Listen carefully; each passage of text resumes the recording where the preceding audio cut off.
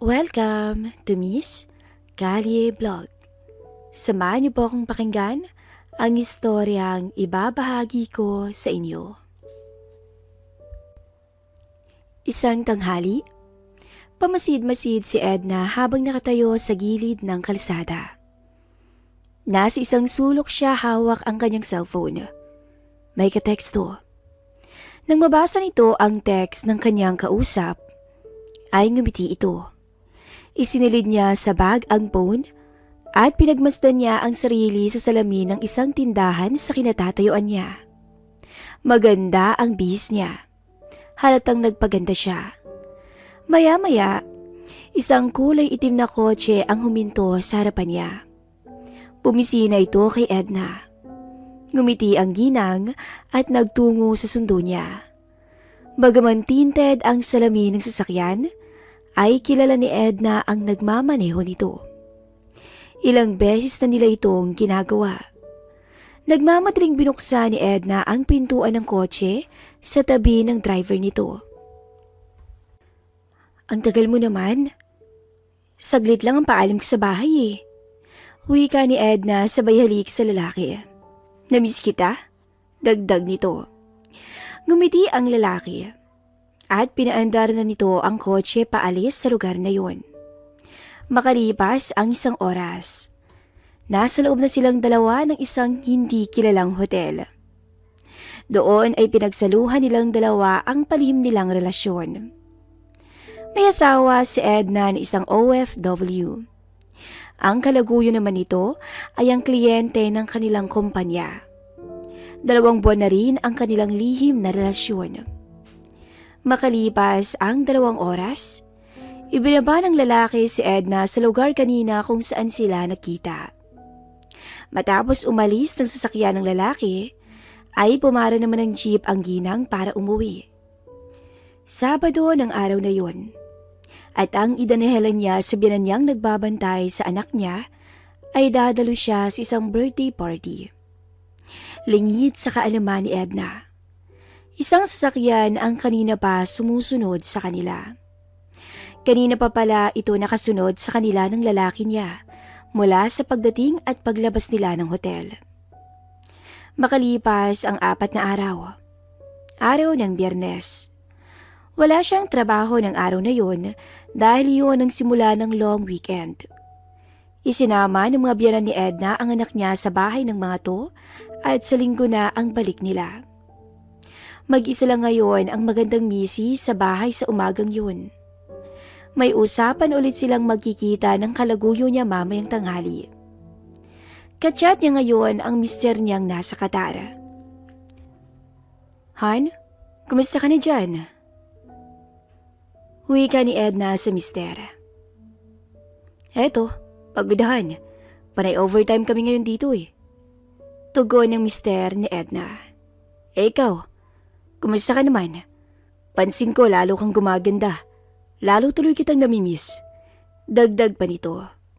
"Ikaw talagahan? Bolero pa rin. Huwag mong pabayaan ang sarili mo dyan, Han. Mahal ka namin ng anak mo." Ani ni Edna. Nag-usap pa ang mag-asawa. At makalipas ang ilang minuto, ay nagpaalam na si Edna sa mister. Nagdahilan to na mamimili sa grocery. Matapos nilang mag-usap ng mister ay tinext naman ng magandang may bahay ang kalaguyo nito. Nakaramdam ng inis si Edna dahil hindi agad nag-reply ang lalaki niya. Matapos yun ay naligo na si Edna. Nag-ayos siya ng gusto para sa muli nilang pagtatagpo ng lalaki. Nakatuwalya siya at inihahanda niya ang mga nakahangir niyang suot na panlakad nang may kumatok sa gate ng bahay nila. Inilapag ng ginang sa sofa ang mga damit at tinungo ang pinto. Binuksan niya to mula sa screen ng pinto at dinungaw niya kung sino ang taong yun. Nakita ni Edna ang isang lalaki. Maigsi ang gupit ng buhok nito. Matangkad to at moreno. Hindi pa mataas ang araw pero nakasuot na ito ng sunglasses. Nang makita nito si Edna ay bahagya itong umiti.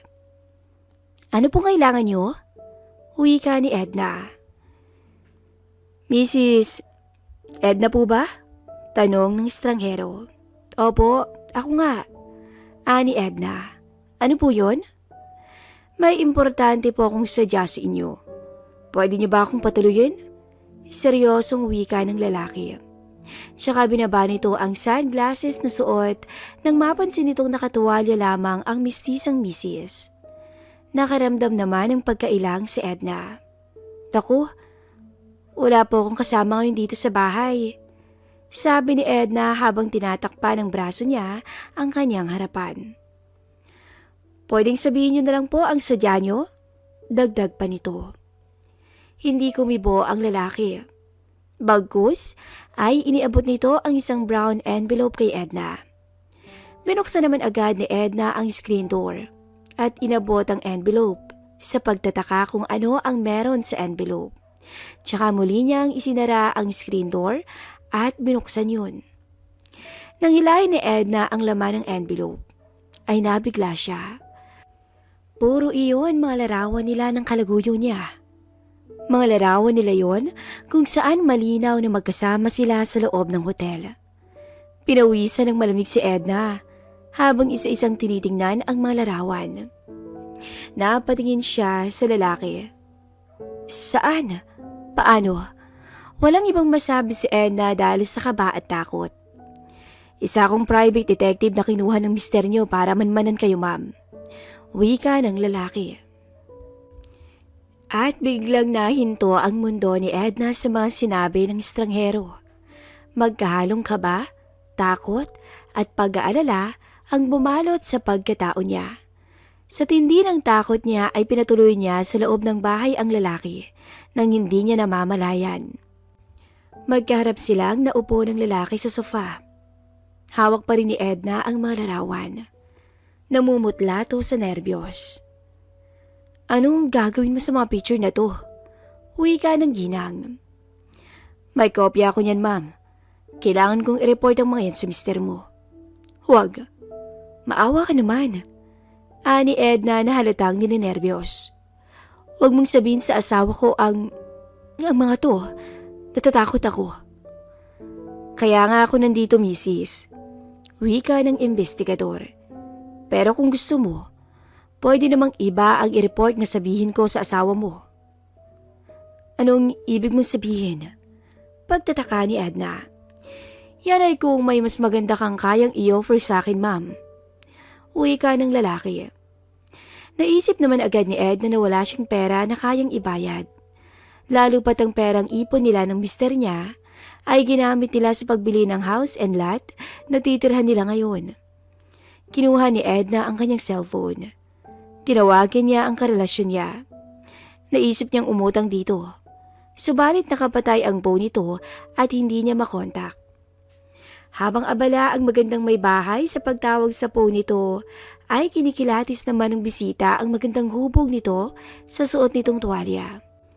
Hindi maikakailang natipuhan niya ng gusto ang magandang may bahay. Matapos ang ilang minutong pagtawag ni Edna sa kalaguyo niya, ay sumuko na rin to. Sir, please naman po. Ayokong malaman ng mister ko na may iba ko. Pagsusumamo ni Edna. Isang kalokohan ang kanina pa naglalaro sa isip ng bisita.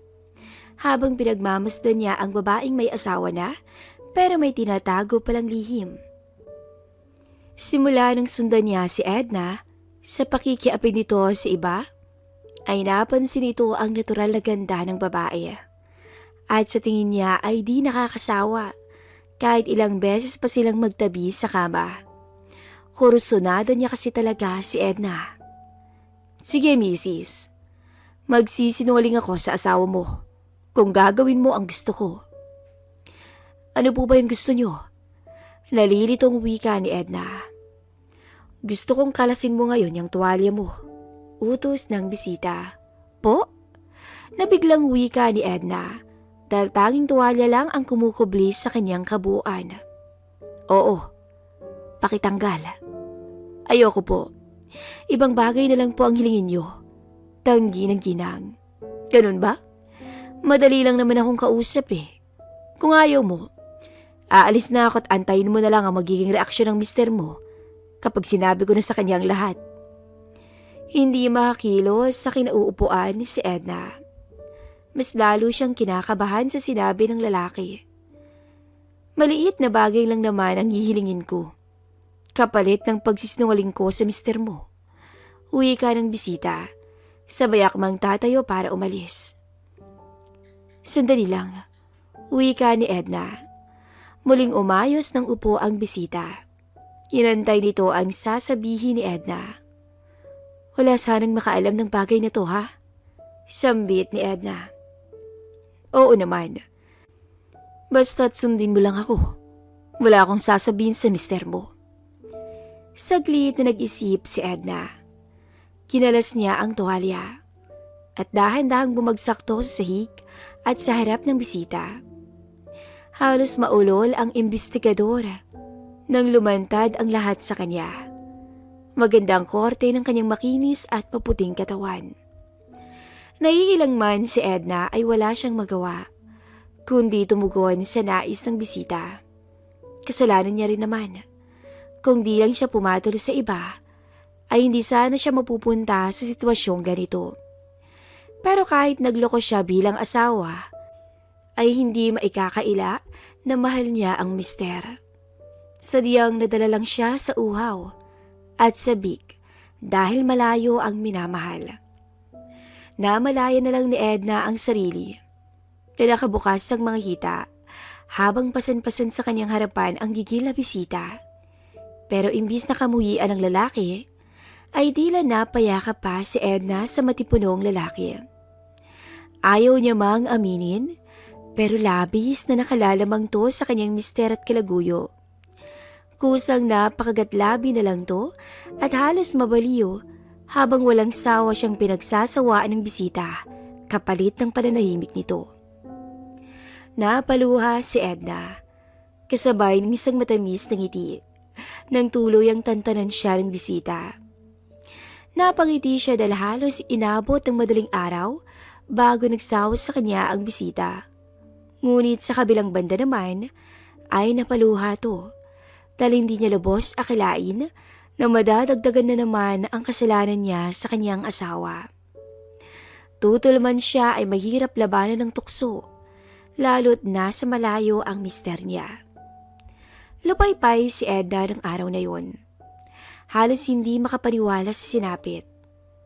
Kinabukasan ay muli na namang bumalik ang lalaki. Kahit ganon, ay tinupad ng investigador ang usapan nila ni Edna.